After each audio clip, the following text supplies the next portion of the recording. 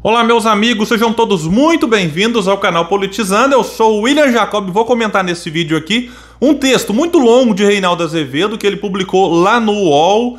Mas assim, vale algumas reflexões, porque perto do que o Reinaldo Azevedo andou escrevendo recentemente sobre Ciro Gomes, nesse texto ele fez uma análise, digamos assim, imparcial. Então eu vou trazer aqui alguns pontos dela, mas antes eu quero pedir a sua ajuda para que se inscreva aqui no canal. Ativa as notificações, deixa o like se gostar do vídeo, mas vai que não gosta, pode acontecer, deixa o dislike nesse caso. Comenta aqui embaixo o que você vai achar disso tudo, se você já leu, deixa também aqui as suas impressões a respeito do texto dele e compartilha. Grupos de WhatsApp, Facebook, tudo isso é muito importante.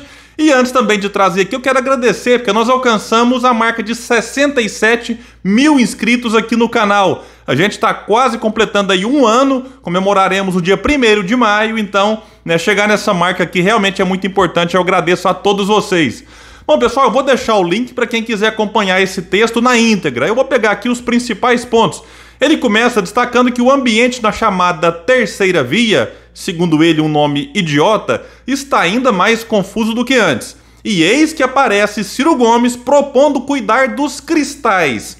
Justo ele que tem fama de ser sangue quente, de ter pavio curto. Bom, aqui vamos ser justos com o Reinaldo. Aqui ele fala da fama do Ciro e não do que ele pessoalmente acha. E sim, essa fama existe, eu acho que ela é muito injusta, porque o Ciro é um indignado em relação àquilo que acontece no país e não é por menos, né? De fato, o que a gente vê no Brasil aí ao longo das últimas décadas é um absurdo, em que nós temos uma estrutura perversa montada para prejudicar e punir quem trabalha e quem produz e beneficiar quem vive da especulação e do rentismo. E o Ciro denuncia isso, e às vezes denuncia de uma forma enérgica e acaba pegando essa fama que parte da grande imprensa insiste, porque a gente sabe que parte da grande imprensa está amando dessa mesma elite financeira que se beneficia com essa estrutura. Continuando aqui com o Reinaldo, ele vai dizer que assiste-se a lances de tal sorte surrealistas que até pode ser possível, ou seja, o Reinaldo considera possível Ciro Gomes ser o nome, que será apoiado por um ou outro partido. Ele vai trazer aqui as dificuldades dessa tal terceira via. E diz que o PDT, por enquanto, está sozinho na sua postulação à presidência, acompanhado na média das pesquisas por algo em torno de 6 a 8% dos votos. Como ele fala média, beleza, mas o Ciro chega a marcar ali 9 pontos na IPESP, que é uma das pesquisas mais respeitadas. E ele diz que, dado o quadro, convenham, é um dote tanto para tentar casamento. Quando ele fala do quadro, vale lembrar que nessa mesma IPESP o Dória tem 3, ou seja, o Ciro tem o triplo do Dória e a Simone Tebet, que é do MDB, aparece com 2 pontos. Mas aí ele pergunta, mas e o temperamento da noiva, ou no caso do noivo? Há ainda as intenções.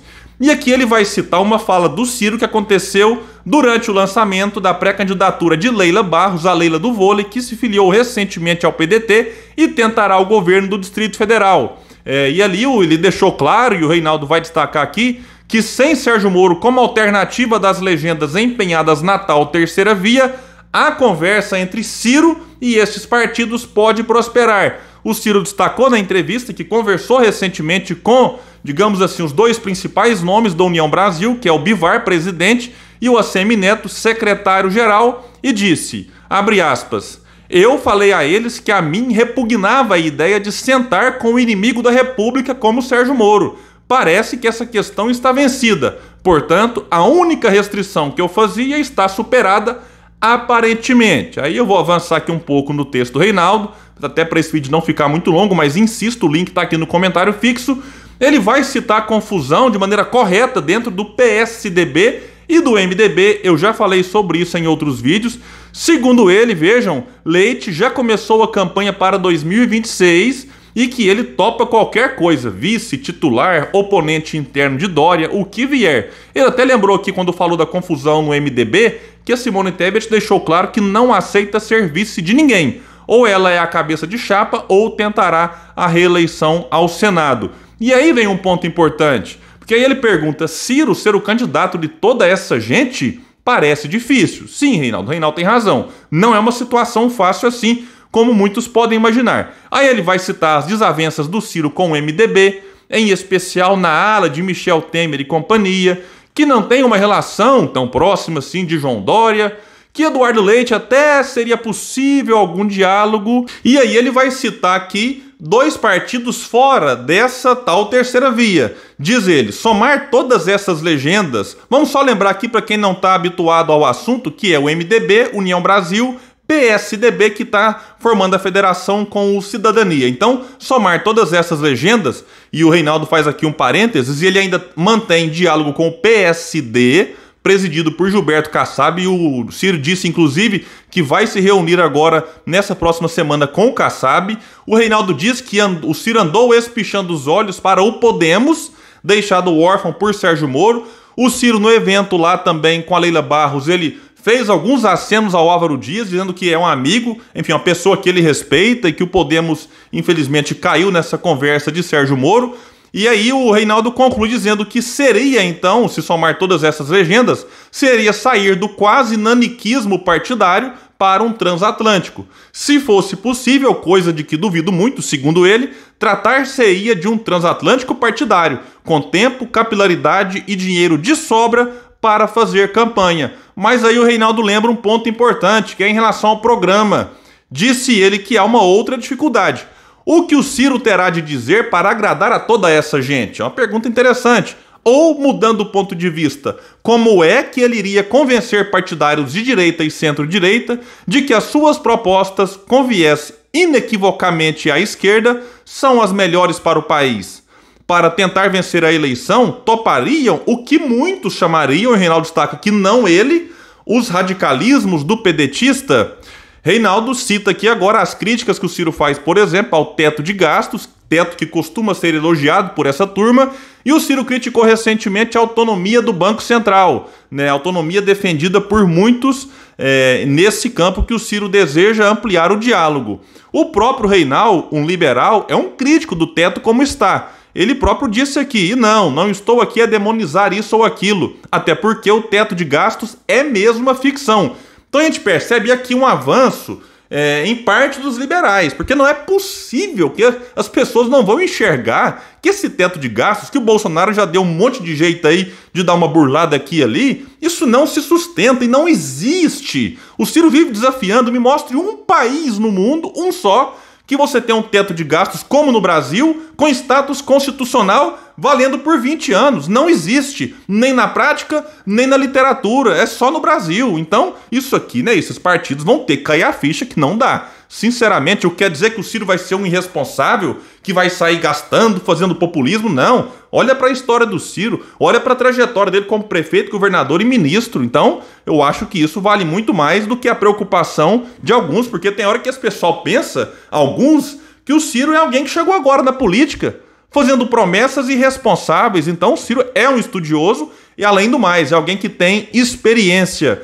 E aqui o Reinaldo vai dizer que o ponto não é esse. Ciro não parece disposto a ser uma média das aspirações de União Brasil, MDB, PSDB e, claro, PDT. E se der, ainda destaca o Reinaldo, PSD, aqui eu acho que teve um erro no texto dele, ele repete o PDT. Acho que ele queria dizer Podemos por conta dessa fala do Ciro em direção ao Álvaro Dias.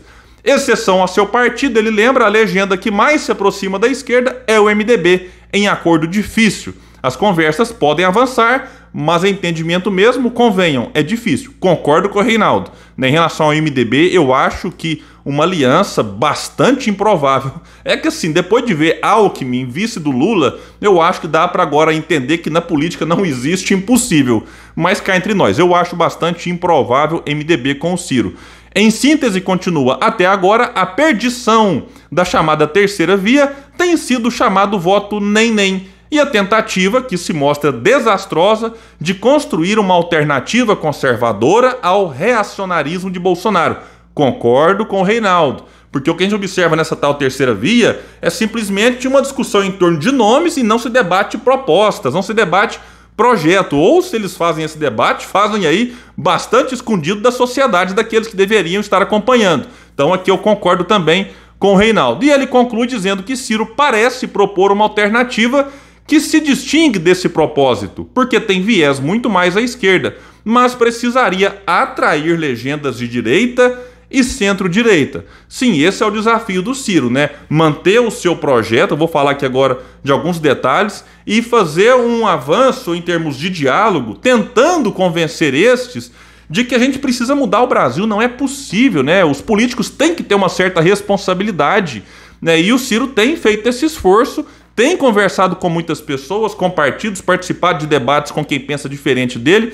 Chamou o Armínio Fraga, por exemplo, economista vinculado a esses partidos do centro e da centro-direita, para Ciro Games. Então o Ciro tem feito esse debate, que eu acho super importante, que todos deveriam fazer, e os eleitores que gostam desse ou daquele candidato deveriam cobrar. Aí a Mara Luque fez uma pergunta bem interessante ao Ciro no Manhattan Connection da semana passada, que está sendo um sucesso, né? Impressionante a audiência e a repercussão que ele está tendo depois. Porque o Ciro teve na mesma semana lá num debate, numa entrevista em Harvard, porque lá o Ciro disse que vai esperar até junho ou julho para se fortalecer mais, e o Ciro mais forte tem que transigir menos, ou seja, tem que flexibilizar menos em relação àquilo que ele defende. Aí a Mara perguntou para o Ciro, pergunta interessante, até onde você transigiria? O Ciro respondeu na maior tranquilidade, abre aspas para ele, princípios morais e ideológicos, são essas duas questões.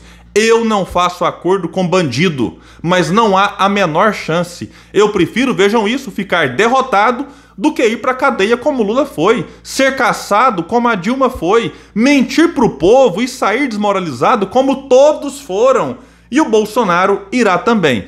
Então fica claro, meus amigos, que o Ciro não vai vender a alma para ser presidente do Brasil. Ele fala isso há muitos anos. O que não quer dizer que não haja espaço para eventuais ajustes no seu programa. Eu chuto, por exemplo, já falei isso aqui outras vezes, que o Ciro aceitaria negociar o percentual que ele defende de corte nas renúncias fiscais. O Ciro fala 20%, talvez se um desses partidos sugerir 15%, ok, né? Para quem está aí abrindo mão de arrecadar 350 bilhões por ano, de maneira assim que vários estudos foram feitos, é um corte que não encontra uma contrapartida, né? Um retorno para a sociedade, o Ciro talvez aceitaria, opa, então beleza, vamos lá em 15%, né? E a gente aumenta a arrecadação, por exemplo, em torno aí de 50 e poucos bilhões, né? Em vez dos 70 que o Ciro imagina, só com essa medida, que não depende de reforma e tal. O Ciro, por exemplo, fala que se for eleito vai cobrar imposto sobre grandes patrimônios acima de 20 milhões, começando com a alíquota de 0,5%.